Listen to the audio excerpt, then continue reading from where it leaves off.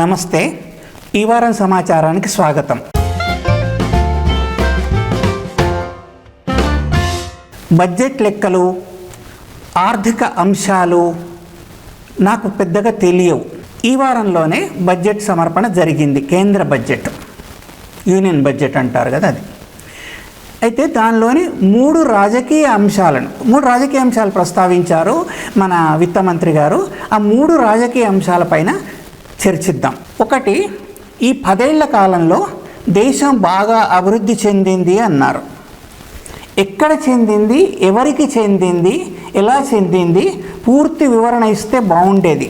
ఎన్ని ఉద్యోగాలు వచ్చినాయి, ఎంతమంది బతుకులు బాగుపడ్డాయి, ఎన్ని హాస్పిటల్స్ కట్టారు, ఎంతమందికి ఉచితంగా వైద్యం అందింది, విద్యాలయాలు కొత్తగా వచ్చినాయన్ని, లేదా ఇండ్ల విషయం ఏమిటి, ఇవన్నీ వివరంగా చెప్తే బాగుండేది, ఎంత అభివృద్ధి చెందింది అనేది. మనం రోడ్డు పైన ఒక నిరుపేదను పట్టుకొని ఏం అభివృద్ధి చెందింది, నీకేమన్నా ఈ 10 ఏళ్లలో లాభం వచ్చిందా అని అడిగినప్పుడు నిజంగానే లాభపడ్డాను అని అతను చెప్పినట్టయితే అది నిజంగా అభివృద్ధి. రెండో విషయం ఏంటంటే, కోవిడ్ను అంటే కరోనాను సమర్థంగా ఎదుర్కొన్నామని చెప్పారు. ఎక్కడ ఎదుర్కొన్నారు, ఎవరు ఎదుర్కొన్నారు? మనం చూసాం కదా, నిస్సహాయంగా అటు ఆక్సిజన్ అందక, హాస్పిటల్ బెడ్లు దొరకక, వెళ్ళడానికి వాహనాలు లేక, అంబులెన్సులు లేక, బయటికి వెళ్ళడానికి లేక ఎంత అవస్థలు పడ్డారో. ఆక్సిజన్ అందక వాళ్ళ సొంత మనుషుల మధ్య, తల్లులు పిల్లల ముందు, తండ్రులు పిల్లల ముందు, పిల్లలు పేరెంట్స్ ముందు, తల్లిదండ్రుల ముందు నిస్సహాయంగా ప్రాణాలు కోల్పోయారు.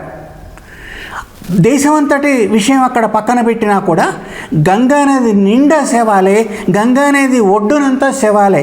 మనకు కనిపించని విషయమా ఇది? ఎవరు ఎదుర్కొన్నట్టు?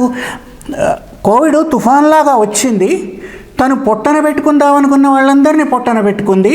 ఏదో అదృష్టం బాగున్న వాళ్ళు బతికిపోయారు, అది ఆ దానంతట అది వెళ్ళిపోయింది. ఇక్కడ ప్రభుత్వం చేసింది ఏముంది? మనమంతా అనుభవించిన వాళ్ళమే కదా, తెలియదా? ఎవరన్నా వచ్చి కరోనాతో బాధపడుతున్న వాళ్ళను ఆనాడు ఏదన్నా ప్రభుత్వ వ్యవస్థలు కానీ వ్యక్తులు కానీ వచ్చి ఆదుకున్నారా? ఎంతమంది నడిచి వెళ్ళారు, వందలు వేల కిలోమీటర్లు. అది మనకు గుర్తుండకపోయిందా? అసలు మనసు నుంచి వెళ్ళిపోయిందా మన జ్ఞాపక శక్తి నుంచి? ఏం ఆదుకున్నారు, ఎక్కడ ఆదుకున్నారు? పచ్చి అబద్ధం కదా ఇది. ఇక మూడో విషయానికి వస్తే, గత ప్రభుత్వ బడ్జెట్ల పైన, గత ప్రభుత్వాల్లో జరిగిన అభివృద్ధి పైన శ్వేతపత్రం పెడతామన్నారు. ఇది నిజానికి నల్ల ఇంకుతో రాస్తున్న శ్వేతపత్రం లాగే అనిపిస్తుంది. గత ప్రభుత్వాలు బాగులేవనే కదా మిమ్మల్ని ఎన్నుకున్నది. ఈ 10 ఏళ్లలో జరిగిందేమిటి? ప్రభుత్వ సంస్థలను, అంటే విమానాలతో సహా, ఎయిర్ ఇండియాతో సహా ఎన్నింటిని అమ్మేశారు, ఎన్ని అప్పులు తెచ్చారు, మీ పాలన లోపల ఎంత అభివృద్ధి జరిగింది, ఇవన్నీ మీ ప్రభుత్వానికి సంబంధించి ఈ 10 ఏళ్ల లోపల శ్వేతపత్రం పెడితే దానికి అర్థం ఉంటుంది. అట్లా చేయాలని ప్రజలు కోరుకుంటున్నారు. ఇండియా కూటమి కకావికలవుతున్న దృగ్విషయం మన కళ్ళకు కడుతోంది. ఇండియా కూటమి పైనే, ఇండియా కూటమిలో ఉంటూనే మమతా బెనర్జీ ఎలా విమర్శిస్తున్నారు, మిగతా వాళ్ళు ఎలాంటి కూనిరాగాలు తీస్తున్నారు దానికి వ్యతిరేకంగా, ఇండియా కూటమికి వ్యతిరేకంగా. ఇండియా కూటమిలోనే నిన్నటిదాకా ఉన్న నితీష్ కుమార్ మళ్ళీ ఇండియా కూటమి నుంచి వెళ్ళిపోయి మళ్ళీ ఎన్డీఏతో కలిశారు. ఆయన ఎన్నిసార్లు జంపులు చేశారో లెక్కే లేదు, ఆయనకు కూడా తెలియదు అనుకుంటా. 9 సార్లు ముఖ్యమంత్రిగా ప్రమాణ స్వీకారం చేశారు ఆయన. పార్టీలు మార్చి పేరుకు నితీశుడే కానీ పూర్తి అందుకు విరుద్ధంగా ఏమాత్రం నీతి లేని పనులు ఆయన చేస్తారు, అది వేరు విషయం. కేజ్రీవాల్ విషయానికి వచ్చినా, ఇతర పార్టీల విషయానికి వచ్చినా ఇండియా కూటమితోని సంతృప్తిగా లేరనే చెప్పవచ్చు చాలామంది. అంతేకాకుండా లాలూ ప్రసాద్ మీద కేసులు, ఆయన కుటుంబం పైన కేసులు, తర్వాత ఏమో హేమంత్ సోరెన్ను కేసులు పెట్టి అరెస్ట్ చేసేశారు. కేజ్రీవాల్ పైన కూడా, ఆయన మంత్రివర్గం పైన, ఆయన పైన కూడా కేసుల పరంపర జరుగుతూనే ఉంది. కేసులన్నీ కూడా విపక్షాలపైనే ఉంటున్నాయి. కానీ విచిత్రం ఏంటంటే ఈడీ కానీ సిబిఐ కానీ తీసుకున్న కేసుల్లో వాళ్ళు పెట్టిన కేసులు అన్ని ప్రతిపక్షాలపైదే. మిగతా వాళ్ళంతా కూడా ఎవరిపైన ఎలాంటి నిందారోపణలు ఏమి ఉండవు, కేసులు ఉండవు, అవినీతి ఉండదు, ఓన్లీ ప్రతిపక్షాలపైన మాత్రమే ఉంటుంది. అయినా కూడా ఈ సిబిఐ ఈడీ పెట్టిన కేసుల్లో కేవలం 3% కేసులు నిలుస్తున్నాయి. మిగతా అంతా గాలి కొట్టుకుపోతున్నాయి కోర్టుల్లోకి వెళ్ళేసరికి. అది వేరే విషయం, అది ఇక్కడ ప్రస్తావన కూడా అనవసరం. అయితే ఓటరు ఏనాడైనా ఏ రాష్ట్రాల్లో చూసినా ఈ 70 ఏళ్ళ నుంచి ఒక నిర్ణయానికి వచ్చిన తర్వాత దానికి తిరుగుండదు. ఫలానా వారికి ఓటేస్తాను అంటారు నిర్ణయించుకున్న తర్వాత. అప్పటిదాకా ఎవరు ఏది చెప్పజాలరు. మరి ఏం నిర్ణయించుకున్నాడు? అటు బీజేపీకి ఓటేద్దామని నిర్ణయించుకున్నారా, ఇటు ఇండియా కూటమికి మిగిలిన వాళ్ళు ఒకళ్ళున్నా ఇద్దరున్నా ప్రభుత్వానికి వ్యతిరేకంగా పోరాడుతున్న ఇండియా కూటమి వాళ్ళకేద్దామని నిర్ణయించుకున్నాడో తెలియదు. కానీ కొన్ని విషయాలు చూసినట్టయితే ఒకవైపు ఈవీఎంలకు వ్యతిరేకంగా ఉద్యమం జరుగుతుంది. దాంట్లోకి లక్షలాది మంది వస్తున్నారు. మొన్న ఢిల్లీలో జంతర్ మంతర్ దగ్గర ఉద్యమం జరిగినప్పుడు, ధర్నా జరిగినప్పుడు లక్షల్లో పాల్గొన్నారు. అట్లాగే ఫోన్ చేయండి మీకు ఇష్టం ఉన్న వాళ్ళు దేశం వైపు నుంచి అంటే చాలా ఫోన్ కాల్సే వచ్చాయి వాళ్లకు. మిస్డ్ కాల్స్ ఇవ్వమన్నారు, ఏదో నంబర్ ఇచ్చారు. చాలామంది ఈవీఎంలకు వ్యతిరేకంగా మాట్లాడుతున్నారు. మరి ఇంకో విషయం, రాహుల్ గాంధీ గురించి, ఆయన పాదయాత్ర గురించి, అంటే న్యాయయాత్ర గురించి, భారత్ జోడో న్యాయ యాత్ర అంటే మణిపూర్ నుంచి ముంబై దాకా వెళ్ళే యాత్ర గురించి మీడియాలో ఎక్కువగా రావట్లేదు, అసలు చెప్పట్లేదు, పేపర్లు కూడా పెద్దగా రాయట్లేదు. అయినా కూడా ఆయన వెంట చాలామంది వస్తున్నారు. ఒక్కో చోట అయితే లక్షల్లో వస్తున్నారు, రోడ్డంతా ఉంటున్నారు. అది గమనించాలి.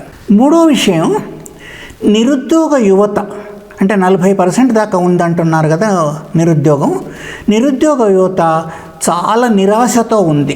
ఎట్లా పెళ్ళుబుకుతుందో చెప్పలేం. విపక్షాలు తీసుకున్న, అంటే ఇండియా కూటమి తీసుకున్న కుల గణన కూడా తక్కువదేమీ కాదు. ఇవన్నీ ఆలోచించినట్టయితే ఓటరు మదిలో ఏముందో ఇప్పుడే చెప్పలేం.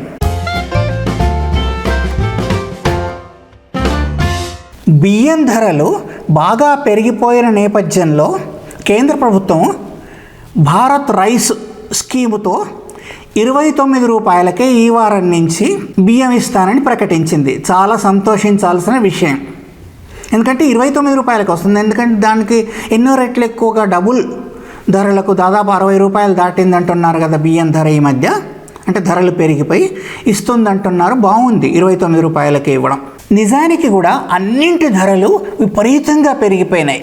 ప్రభుత్వం అన్నది ధరలను కంట్రోల్ చేయాలి కదా, దాన్ని అదుపు చేయాలి కదా. పచ్చి బియ్యం తింటామా, బియ్యానికి సబ్సిడీ ఇచ్చారు, ఓకే, సబ్సిడీ ఇచ్చి 29 రూపాయలకి అమ్ముతున్నారు, అది సంతోషించాల్సిన విషయమే. కానీ ఒక బుట్టి పచ్చి బియ్యమే తింటారా? దానికి కిందకి ఎన్ని కావాలి? పప్పులు కావాలి, ఉప్పులు కావాలి, కారం కావాలి, చింతపండు కావాలి, ఇతర చాలా వస్తువులు కావాలి. దాన్ని వండడానికి గ్యాస్ కావాలి. ఇవేమన్నా ధరలు తగ్గాయా? తగ్గించే ప్రయత్నంలో ప్రభుత్వం ఉందా? అసలు తగ్గించగలదా? ఏమన్నా చేయగలుగుతుంటే ఎవరు తగ్గించాలి? ధరలు పెరుగుతుంటే అట్లా చూస్తూ ఊరుకోవడం ఏంటి? ధరలు అదుపు చేసే పద్ధతులేవి లేవా? ఇక్కడ గ్యాసు ధర కూడా విచిత్రంగా ఉంది. దాన్ని అమ్మినంత కాలం 1100 రూపాయలకు సిలిండర్ చొప్పున అమ్మారు. ఆ తర్వాత 200 తగ్గించారు. మేము తగ్గించడం అన్నారు. ఇదివరకు అది 400 పైన ఉండేది. 400 పైన దాన్ని ఒకసారి 1100 చేశారు. 1100 చేసి దాన్ని 200 తగ్గించినట్టయితే తగ్గించినట్టా పెంచినట్టా?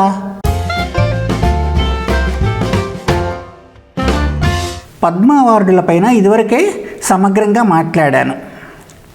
పద్మ అవార్డుల దగ్గర నుంచి భారతరత్న దాకా ఇంకొకటి సమగ్రమైన వీడియో చేయాలని అనుకుంటున్నాను. అట్లాగే నోబెల్ ప్రైజ్ కానీ మిస్ వరల్డ్ పైన కూడా ఒక వీడియో తప్పకుండా చేసి మీకు అందిస్తాను. మొన్న తెలంగాణ నుంచి పద్మ అవార్డులు వచ్చిన వాళ్లకు తెలంగాణ ప్రభుత్వం ఒక్కొక్కరికి 25 లక్షల చొప్పున చెక్కులు అందించింది. అట్లాగే వారికి నెల 25,000 రూపాయలు గౌరవ వేతనం కూడా ప్రకటించింది. చాలా ఆనందించాల్సిన విషయం. ఎందుకంటే పద్మ అవార్డ్స్తో ఒక్క నయా పైసా కూడా రాదు. సైటేషను, ఒక అవార్డు పథకం తప్ప ఇంకా ఏమీ ఇవ్వరు. తెలంగాణ గవర్నమెంట్ను మిగతా రాష్ట్ర ప్రభుత్వాలు కూడా అనుసరించాలని కూడా కోరుకుంటున్నాను. ఎందుకంటే ఈ అవార్డులు తీసుకున్న వాళ్ళల్లో చాలామంది నిరుపేదలు ఉన్నారు. ముఖ్యంగా గ్రామీణ ప్రాంతాల నుంచి వచ్చిన వాళ్ళు చాలా నిరుపేదలు. వాళ్ళకి ఏముండదు, వాళ్ళ జీవితం మొత్తం వాళ్ళ కళ కోసం ఖర్చు పెట్టి అటు కుటుంబాన్ని పట్టించుకోకుండా ఇటు తమ గురించి పట్టించుకోకుండా చివరకు ఆరోగ్యం కూడా పట్టించుకోకుండా కళాసేవ చేసిన వాళ్ళు. అయితే ఆయా రాష్ట్ర ప్రభుత్వాలు వారో వీరో దయదలిచిన వాళ్ళు ఇవ్వడం ఏంటి? అవార్డ్స్ ఇచ్చిన వాళ్ళే ఇవ్వచ్చు కదా. లక్షల కోట్ల బడ్జెట్ పెడుతున్న వాళ్ళు వీళ్ళకు ₹1 కోటి ఇస్తే ఏమైంది? నెలకు 1,00,000 వచ్చేటట్టు చూస్తే ఏమవుతుంది? కావాలంటే వాళ్ళ సంఖ్యను తగ్గించండి. ఎవరైతే జెన్యూన్ ఉంటారో, ఎవరికైతే తప్పనిసరిగా ఇవ్వాలో వాళ్ళకే ఇవ్వండి. అంతేకాని వాళ్ళకి ఏమి ఇవ్వకుండా వేస్తే ఎట్లా? అక్కడ నోబెల్ ప్రైజు పొందిన వాళ్లకు $1 మిలియన్ వస్తాయి, అంటే $10 లక్షల. అంటే మన రూపాయలలో చెప్పాలంటే 8,30,00,000 వస్తాయి. అట్లాగే మిస్ వరల్డ్కి కూడా దాదాపు అంతగానే వస్తుంది సొమ్ము. అంటే జీవితంలో ఇక పైన వాళ్ళు కష్టపడాల్సిన పని ఉండదు. వాళ్ళ రీసెర్చ్ అదంతా వాళ్ళు చేసుకుంటారు నోబెల్ ప్రైజ్ వచ్చిన వాళ్ళు. కానీ భుక్తి కోసం పని చేయాల్సిన పని ఉండదు. అట్లా చేయండి, ఏమవుతుంది? తక్కువ ఇవ్వండి కావాలంటే. కానీ ఇంకో విషయం, మీరు కొందరికి పద్మశ్రీ ఇస్తున్నారు, పద్మశ్రీ కాదు పద్మ అవార్డ్స్ ఇస్తున్నారు. వాటికి అర్హులైన వాళ్ళు ఇంతమంది ఉంటారు. వాళ్ళు కూడా చాలామంది నిరుపేదలుగా ఉన్నారు. వాళ్ళ సంగతి ఏంటి? ఉర్దూలో ఒక కప్లెట్ ఉంది, ఏంటంటే ఆత్మాభిమానం ఉన్న భిక్షువు దగ్గర ఆ భిక్షా పాత్ర కూడా ఉండదు, దానం చేసేటప్పుడు వాళ్ళను కూడా గమనించు అని. భిక్షా పాత్ర కూడా పట్టుకోవడానికి ఇష్టం ఉండదు, వాళ్ళ ఆత్మాభిమానం అది. నీ కవిని బతికించుకోవాలిరా, నువ్వు మనిషి అనిపించుకోవాలిరా, గగనాన మేఘమై కదిలాడురా, వైరి కంచుడక్కలు పగలగొట్టాడురా, బతికి ఉన్నన్నాళ్ళు పట్టెడన్నము నిడవు, అతడు సచ్చిన పెదప అందలాలంటావు, నీ కవిని బతికించుకోవాలిరా అన్నారు కవి. ఈ వీడియో శాంతం చూసినందుకు ధన్యవాదాలు. ఈ ఛానల్ను తప్పనిసరిగా సబ్స్క్రైబ్ చేస్తారని ఆశిస్తున్నా. ధన్యవాదాలు.